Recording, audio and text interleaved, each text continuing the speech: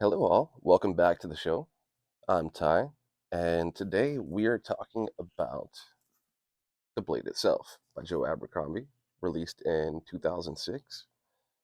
This is his debut novel, and well, we have a couple visitors. We have a Gigi here, and well, we got Al from Melmac. How you doing, buddy? All right, so general discussion about the book. It was a slow start, but a great finish. So great. And the world is quite depressing. It's like Westeros meets, I don't know, hell. The people are quite worse than they are in the Song of Ice and Fire, but they're so well written that it just keeps you on board. Even somebody that likes plot like myself, uh, this is a very character heavy book. Joe Abercrombie style really kept me into it, and that brings us into the good. Uh, Joe Abercrombie's pen is just amazing. I love it. I can't wait to get into the other books that are right up there on the shelf. Uh, his humor is so dark, but so amazing, especially in some of the Glock the POV chapters, which we'll get into here in a second. The character work, like I said, it kept me into it. I'm a very plot heavy guy, or a uh, plot person. I like uh, even when the characters are kind of one dimensional, but the plot's there. I like comes from being like a Michael Crichton reader, stuff like that. But the characters in this are quite amazing. Jazal, he's not just an asshole; he's the whole ass. He's a classist, but he starts to change towards the end of the book. Not much, but enough to see a little bit of a growth in him. Uh, Logan Nine Fingers, such a great character.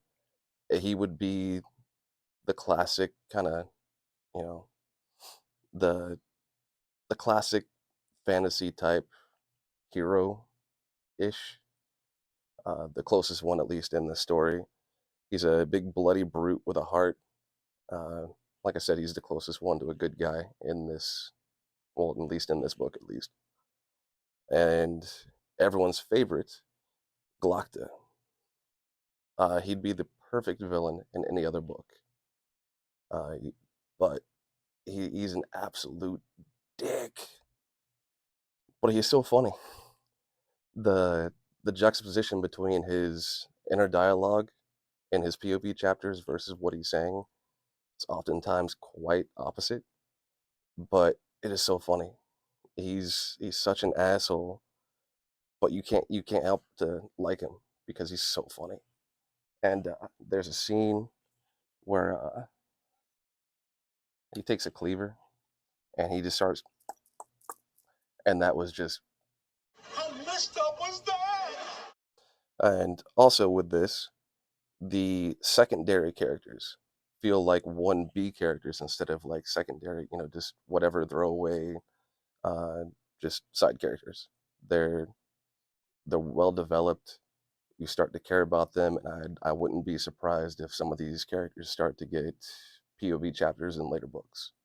I haven't read further than this one, so I can't wait to get into that. So let's get into the kind of mid tier about it. The world building is lacking, but I see that as an intentional thing. You only know enough about the world. Oh, I should say this: you only know about the world through the characters' eyes. What they know about the world and their experiences and how they see the world is how you see the world through their POVs, and that works. For some people, it's going to be a turnoff.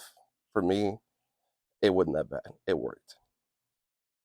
But moving on to the bad, it's light on plot until the second half. It's like at first, Joe Abercrombie said, "Hey, here's plot. Throw that away." It's very, very character focused. So if you're looking for a plot, it's not really there. It starts to develop a little bit towards the second half, and you start to kind of realize that there is an overall purpose to the book, other than, hey, it's a character introduction.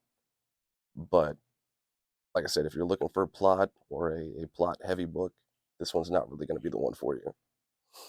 Uh, it's a very contained book, meaning that except for Logan Nine Fingers, all the characters stay in.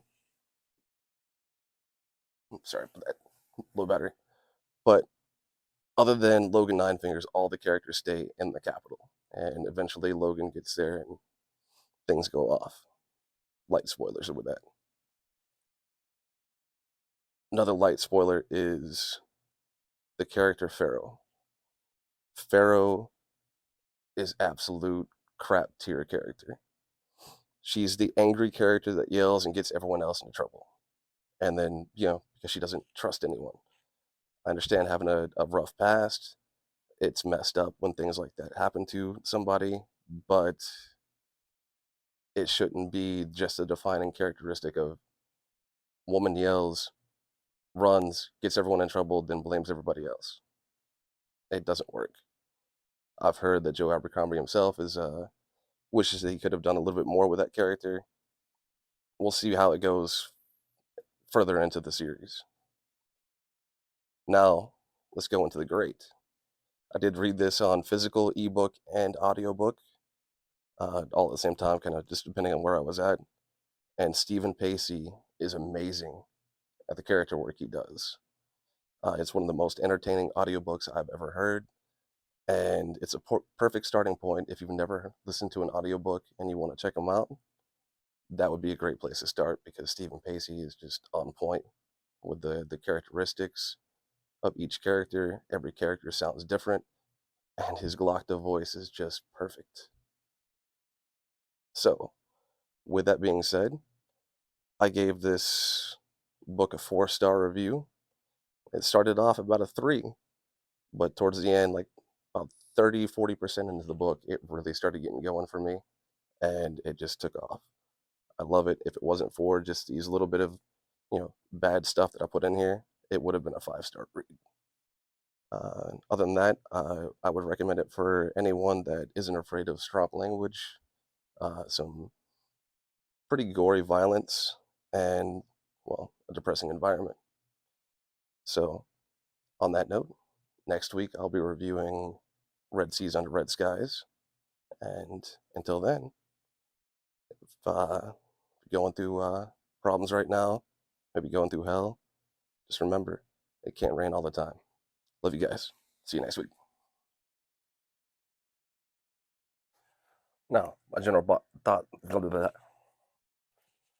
Okay, so what's the good and the bad of these books? Is all. But he's lovable before, because.